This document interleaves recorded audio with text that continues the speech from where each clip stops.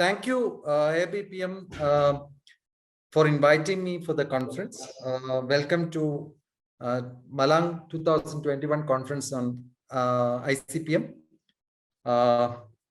Thank you, other professors, for joining me in talking about trends in sports.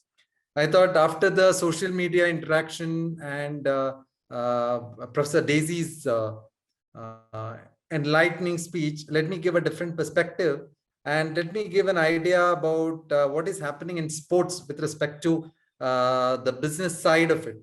So let me go into that directly. So what is the relevance of the topic? The topic is relevant because we are having this pandemic, and this pandemic has caused a lot of losses in terms of shifting of sports events, cancellation of sports events, etc. There are a lot of format changes which has happened, which I'm going to talk about. A lot of loss of revenue, which is obvious. Alternate leagues happening. You can clearly see that. I will talk about a little bit about alternate leagues, which is there.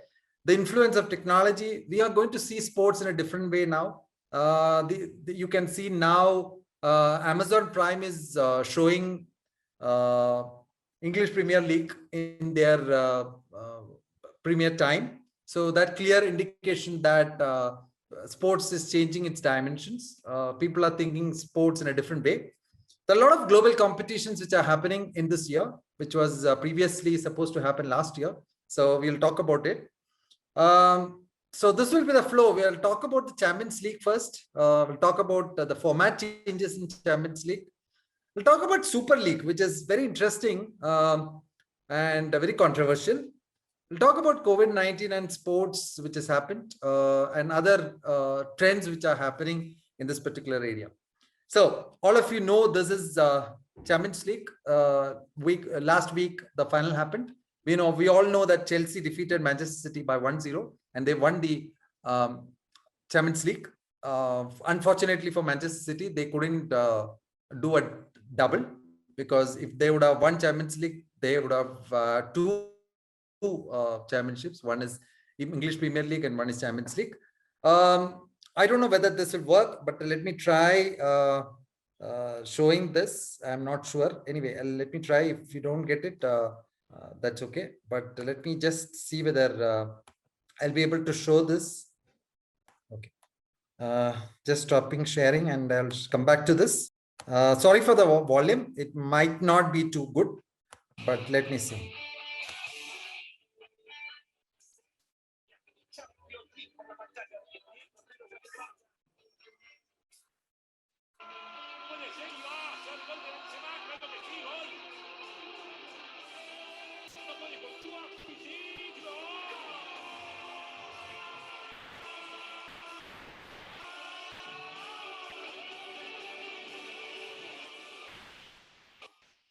You can see that the kind of impact, which is having in sports and how it is packaged in 30 seconds, right? The entire thing is packaged in 30 seconds. This is what is going to happen in the future. Anyway, let's continue. If you look at the Champions League revenue model, very interesting. The broadcasting, if you see the broadcasting rights here, right? This is interesting because if you see the total revenue is 38,857 crore pounds, right? And that is the total revenue. That if you look at this particular aspect, 86% of the revenue is coming from broadcasting rights. 86%, whopping 86%. Commercial rights, which we feel is very important, is only 12%. And look at the tickets and hospitalities, only 1.3% of the revenue is coming from that, right? 86% from broadcasting rights, which means that's the biggest chunk of the whole thing. And if you see, that is why Amazon Prime and other OTT platforms are now vying for, telecasting all these championships in their this thing. You can see now in this year, European Cup, your Copa America, every important programs and sports events are being telecast in Sony. So Sony is vying for that broadcast because you can see the revenue which is coming out from the different events. Now, if we interestingly, a lot of people may not have realized, but there's a lot of branding which goes in Champions League, which is why this particular aspect has become very important. For example, if you look at this particular aspect, commercial partner of Champions League, I'm talking about especially on Champions League, is television event and media marketing, which is generally called as TEAM. Interestingly, you can see that stadium dressing materials is same, right? And same opening ceremony. And here the same UEFA Champions League anthem throughout the Champions League. It doesn't change. Dressing materials, this opening ceremony, the there is a particular ball which is used for starting the point, what we call a star ball, and the anthem remains the same across Champions League every year. Main kit sponsors are now this time are Nike, Adidas, and Puma. Other companies come in, but these are the three primary kit sponsors. 40% of shirt sponsors are gambling companies. Interesting, right? Most of us will think that important or bigger companies actually contribute much for the commercial rights. But if you see, shirt sponsors are mainly gambling companies, which is interesting. FedEx is the official sponsor of Champions League for the next 3 years, from 2020 to 21 to the next 3 years. FedEx is the official sponsor. So that is another interesting material. So you can see a lot of branding, a lot of advertisements connected to this particular aspect, which is very interesting. There are some format changes which is now proposed in Champions League. Why I'm talking about Champions League so much is, if you look at the world club events, if you see, Champions League is the biggest in terms of revenue creation and in terms of how many teams participate, right? And interestingly, this time the finals were between two English clubs. Now teams will be from 32. Right now it is 32 teams spread across the world, but mostly from the leading football leagues like English Premier League, your Bundesliga, your La Liga, and your Serie A. That is Italian. So now it is increased to from 32 to 36. I'll come to that, how they have increased that. Start from this will start from 2025 to 24 to 25 season. So till that it will continue with 32 teams. No group stage, only single league, and continuously they will play. We'll come to that in this particular thing. Games only on Thursdays. Nowadays, Champions League that depends on the other league and they play accordingly. But now onwards, games will be only on Thursdays, right? No other days. Each club will play minimum 10 games against 10 different teams. 10 games against 10 different teams, right? So that's interesting. Top 8 teams direct entry round of 16. Others from 9 to 24 have to play a playoff between them. So top 8 teams will directly go. Otherwise, they will have a playoff. Teams from different football leagues as it is now. 5th position team in UEFA Association. So UEFA Association has a ranking, and in that, whichever team is the 5th position, they will get into, so that is the 33rd team. 5th Champions League came, another interesting competition came in between and created a lot of furor and controversy. This is what we call as a Super League.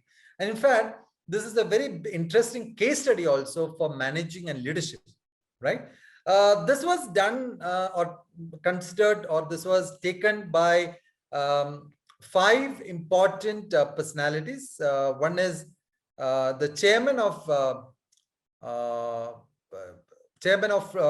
his name is Florentino Perez, of Spanish origin. He was the coach and he's the president of Real Madrid. He was vice chairman Andrea Agnelli. He was chairman of Juventus, vice chairman of Manchester United, vice chairman of honor of Liverpool, Henry, and vice chairman honor of Arsenal.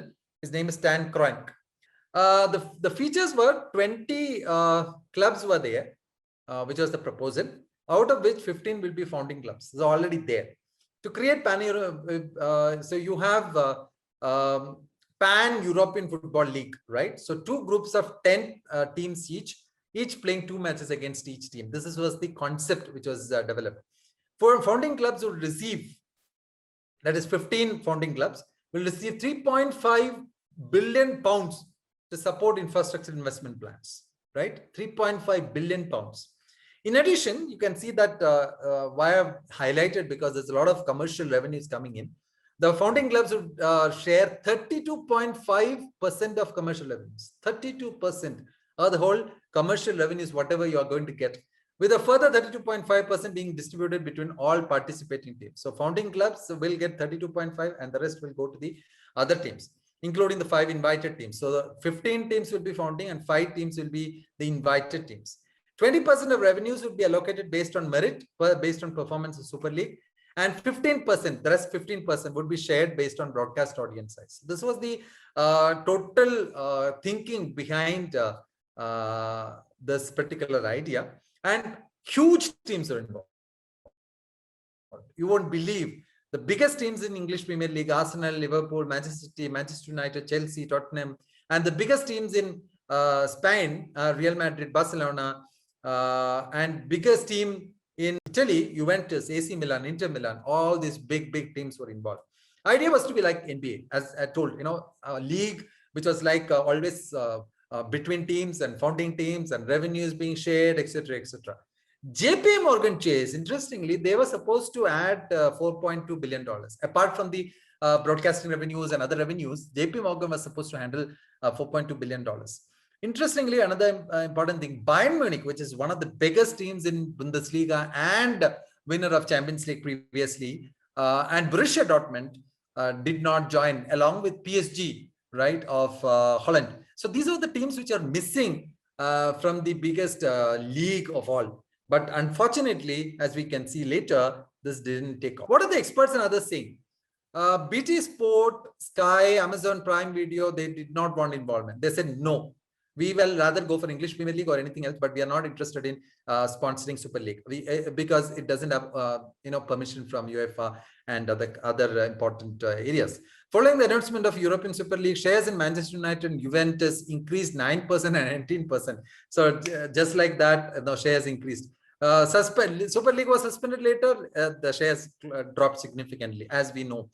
UEFA, though, banning the teams, banning the Champions League, they banned the team, and they said, we are not going to have Chelsea, Manchester City, and Real Madrid, who are playing Champions League at this time. So they said, if you are going ahead with Super League, we will not allow you to play Champions League. But later on, that was amicably solved. Antitrust laws, generally, these kind of things happen against one particular interest. Antitrust laws can go ahead, but here it cannot go ahead because it has 15 permanent teams and 5 rotating clubs. So 5 clubs are invited. And so new teams entry is prohibited. So apart from 20, no other team can get it. So, it is not saying that everybody can come. No, only 20 teams, right? And also, if it says, you cannot go ahead, then what will happen is people will think, this is a very interesting league, 20 teams and UEFA is banning it. So why not watch it? So that means it is giving approval to the system. So the antitrust laws were not banned. Experts and lawmakers said, no, we are not going to sue them. We are not going ahead with antitrust laws, right? And Real Madrid and Barca and Juventus definitely faced the music because they were not in the, they were the teams really affected by this whole concept. After that, slowly, one by one, each club started withdrawing it, So that is interesting. From the Champions League, which is a permanent thing, they started thinking about Super League, which is going to make it different, more interesting. But people started withdrawing because the main authorities were against this. So Manchester City formally commenced procedures to withdraw from the league. Arsenal, Liverpool, Manchester United, and Tottenham Hotspur followed after that. Chelsea, 21st April. This happened in the early April, and by May, everything was over. The same day, Atletico Madrid, Inter Milan confirmed the exits. All the clubs exited. But they said clubs are liable to pay $130 billion as compensation. But it didn't take off. So in that way, this compensation will never work out. But you remember, if it would have started off and clubs would have come out of it, $130 billion would have been the compensation, right? Super League company filed a complaint. This is what is the latest thing. complaint was against UEFA and FIFA. They said, no, we were not allowed to take off. Why should we not allowed to take off, and all those sort of things. Filed at the Court of Justice of the European Union. Proceedings were stayed in Spain due to court judgment. So now it's a dilemma, but as of now, it is being suspended. Nothing has come out of it. It will take time for it to come out of the whole thing. So interesting that something which was supposed to start never started off, right? So it just went off as it is. So interesting. Reasons for failure. This is from the management side of it. We saw the branding in Champions League. Now we are talking about failure of an event. Why the program failed? Is it because of the business proposition? So business model should be outside in and not inside out. Absolutely correct. Any kind of business model should have people from outside coming in and not inside people. So it's not a good idea to have all the people in the management coming from the inside the organization. You can see companies, inviting other people or recruiting other people in the higher positions. They don't generally promote people from inside for all the positions. Maybe 1 or 2 positions they will do it. Value proposition have to consider customer voice. Where is the customer voice? Did they find out whether customers are interested? Customers are already having Champions League. Customers are already having your UEFA football World Cup. You already have Euro. You already have Copa America. So why should they have? You already have Bundesliga, EPL, La Liga, Serie A, so many competitions. So why should you have an extra league? People were not interested in having a separate league coming in. Customers were not supporting them. Good business model create a lifelong affair. You need experience. We are going to talk about that. Experience is what matters. Now people are not worried about having just watching football. They want to experience football, right? Now new thinking is coming out. You can use digitization. You can, when somebody is passing the ball, you can also go and find out what you can do with that. Now, there are movies which are now created, episodes which are created, where you can go to that particular site and change and give your opinion about what the actors should do. So you are talking about experience that did not happen with that. Ecosystem of partners then role, right? All Excuse me, Mr. Ranjit. You have only 1 minute. Yeah, I'm finishing it fast. Please. Yeah, I'm finishing it fast. So there should be an ecosystem of partners, which was not there, and resistance from UEFA and FIFA. This is what is FIFA is Federation International de Football Association. UEFA is Union of European Football Association, etc. Now, just 2 minutes, ma'am. COVID-19 impact on sports. You can see ESPN Fox Sports are showing classic games, archived content, documentaries, previous things to keep consumers interested. ESPN telecasted K-League, that is Korean League football, for the first time, never done previously. Chinese Professional Baseball League started after a month-long delay in April 2020. Euro 2020 is happening 21 with 11 countries playing in. It is played at 11 countries. Never it has happened. National Football League is, as I told, they are showing all previous games. Proposal for leagues, Premier League clubs, loss is around $150 million. Likely adoption of direct-to-consumer content. I already shown Amazon Prime is showing the English Premier League. Gamified viewership, where you can play with the particular competition. This is what the loss. $2.2 billion of national TV revenue loss for the industry. IPL, which definitely you must be knowing, in the Premier League, 2,000 crore rupees loss. English Premier League, 1,100 million British pounds. NBA, $1.5 billion. NFL, $4 billion. Unemployment, loss of money, loss of advertising opportunities, etc., etc. Tokyo Olympics, now it is happening, postponed from last year. Scrapping will cost $15 to $25 billion for that. So we are doing it finally. 11,000 athletes have to be accommodated. Very, very important. And fans have to vaccinate or test before getting into the stadium. Number of fans not decided. Sports and OTT, I've already shown advertising opportunities, innovative ways of reaching audience. Amazon Prime is showing it. What might happen in future? I think this is my final slide. Online viewing, you can view it online using Amazon Prime and other things. Netflix Bandersnatch, that's what I said. It's a program where you can go into that particular program and change what is happening in that. As a viewer, you can go and change the episodes, the programs. Very, very innovative. On-court endorsements where in the football stadium itself you can have online endorsements is already happening. Price flexibility in getting into the stadiums, and otherwise refunds of sports events, which is happening because of that, definitely because of COVID also. Online ticketing already there, reduced pricing, sports and OTT platforms already talked about it. Gradual increase allowed in stadiums, not continuously. And geopolitics and sports, final thing. Beijing Olympics is supposed to happen 2022. Now, very, very interesting. What will happen with China and other countries happening? Will they be interested? What will be the politics which will happen because Olympics is happening in Winter Olympics is happening in Beijing? Food for thought. So I talked about Champions League, talked about Super League, I talked about COVID and what is happening across the world in terms of sports and what might happen in future in sports. We are going for completely digitized sports. Thank you for your time. Thank you, AIBPM. Thank you, professors. And these are the references. Sorry for the background. Thank you for your patience. Thank you.